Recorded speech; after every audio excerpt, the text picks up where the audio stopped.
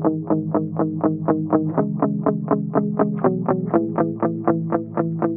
kabataan ang pag-asa ng bayan.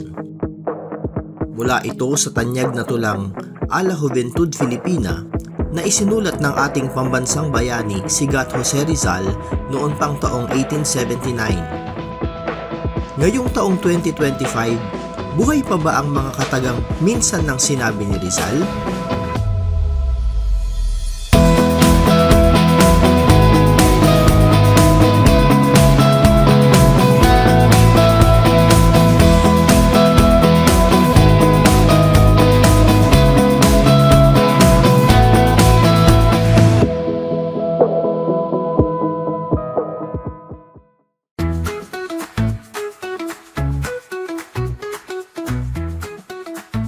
Dito sa Lancaster, New City, nakahanap kami ng ibang mga kabataan na patuloy na ibinubuhay ang katagang ito.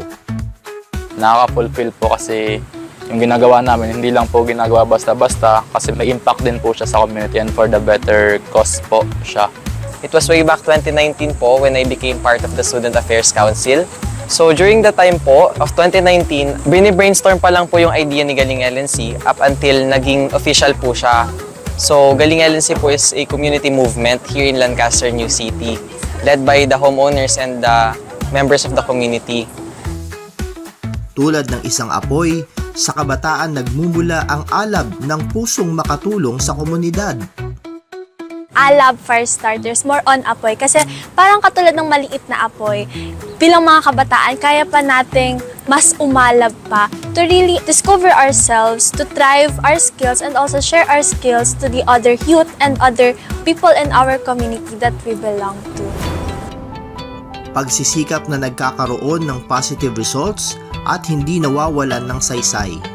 May mga kabataan din po na nakikita ko na before, parang andyan lang sila, hindi po natin masyadong nakakasama. And right now, medyo nagkakaroon na po sila ng exposure. Kagaya po nung iba, medyo mahiyain. Tapos may mga talagang nasa bahay lang. Hanggang sa ngayon po, lumalabas na po sila. So doon ko po nakikita na may nagagawa kaming changes na kahit hindi instant, may changes pa rin. Nag-iiwan ng di malilimutang karanasan. Ang kanilang pinasimulang gawain ay talaga namang walang katumbas na halaga. Nakita ko kung paano kumilos or gumalaw yung mga ates and kuyas na kilala ko. And from that, parang ayun yung naging inspiration ko to continue kung ano man yung nasimulan nila, to continue their legacy. Yung pinaka-inspiration ko po is yung impact na nabibigay namin sa community as well as pagpapasaya sa mga tao sa community natin. Na hindi lang naman po kasi namin ginagawa itong mga to dahil para lang may magawa. Pero dahil po meron kaming cause para sa community and meron po kaming gustong ma-attain na goal para po sa ikabubuti ng community natin. Ang pinaka-memorable po sa akin na project namin is the Sabak sa Laban during 2023 po. It is a youth-led activity po. It is a youth-led vaccination campaign.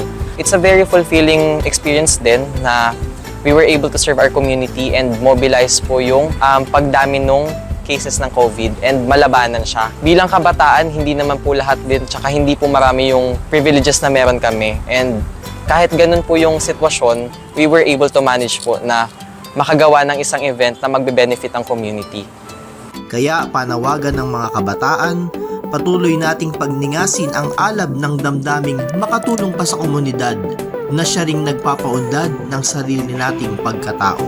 Sa mga youth na gusto rin po mag-volunteer, we gladly welcome you with open arms. Huwag kayong maiyak. We are not just the future, we are the present, we are the now. So, kailangan magkaroon tayo ng boses, gawan natin ng paraan at gumawa tayo ng impact. Kaya naman mga kabataan, sama-sama tayo makibahagi and to act on our goals and dreams that we aspire in our society and in our community.